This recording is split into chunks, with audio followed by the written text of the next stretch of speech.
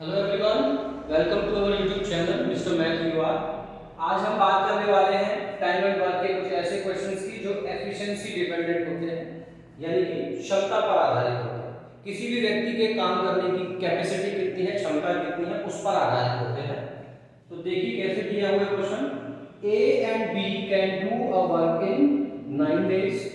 ए और बी मिलकर किसी काम को 9 डेज में पूरा कर लेते हैं। If A can do thrice work as B can do in the given time, अगर A किसी दिए हुए टाइम में जितना B काम करता है उससे 3 गुना ज्यादा काम कर लेता है, दैट मींस ये उनकी एफिशिएंसी क्षमता दे रखी है। In how many time can A alone do the work? कितने दिनों में A अकेला उस काम को कर लेगा? आइए देखते हैं। ये मैंने A लिख लिया, ये B और ये A प्लस बी।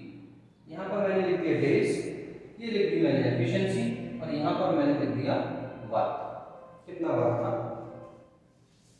तो A B से 3 गुना ज्यादा काम कर सकता है, तो अगर B एक काम कर रहा है तो A कितना काम करेगा? 3। तो ये इनकी एफिशिएंसी। अगर A की एफिशिएंसी 3 है, B की एफिशिएंसी अगर 1 है, तो दोनों की एफिशिएंसी कितनी आ गई? 4। लेकिन हमें ये दे रखा है कि ए और बी मिलकर उस काम को कितने दिन में पूरा कर रहे हैं? 9 दिन में पूरा कर रहे हैं। अब number of days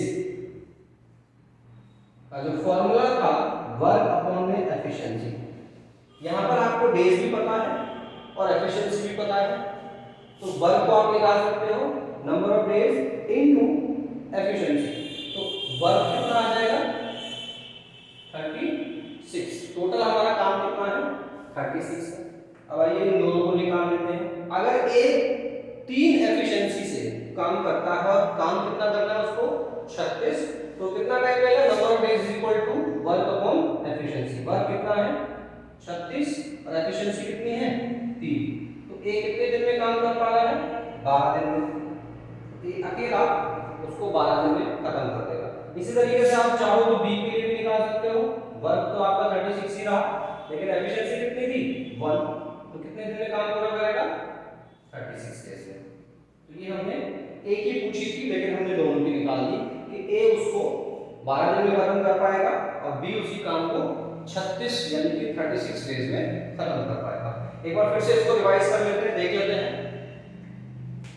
A can do a work in 9 days if A can do thrice work as B can do in given time.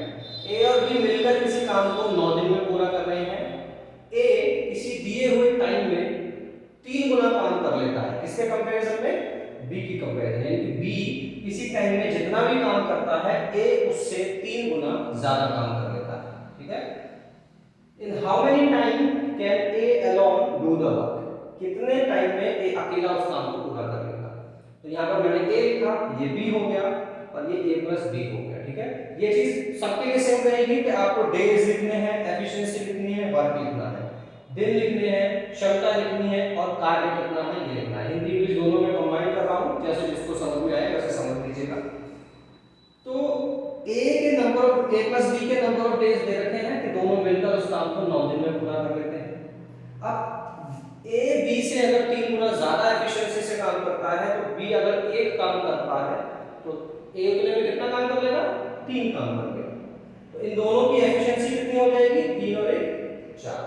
अब ए प्लस बी के नंबर ऑफ डेज भी दे रखे हैं, एफिशिएंसी भी दे रखी है, तो यहां से वर्क निकाला जा सकता है। Number of days is equal to work upon efficiency. तो वर्क क्या आ जाएगा? एफिशिएंसी आपकी यहां मल्टीप्लाई हो जाएगी, efficiency multiply number of days, यानी कि 9 और 4 को मल्टीप्लाई करूंगा, 9 चौक 36, 9 4 36।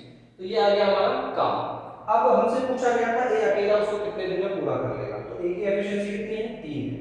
तो वर्क को अगर मैं एफिशिएंसी से डिवाइड करता हूं तो मुझे उस व्यक्ति की नंबर ऑफ डेज पता चल जाएंगे। तो ये आ गया 12 और इसी तरीके से बी के नंबर ऑफ डेज भी हमने निकाल दिए, वो कितने आ गए? 36। तो इसका जो आंसर होगा वो क्या होगा? 12। Thank you so much.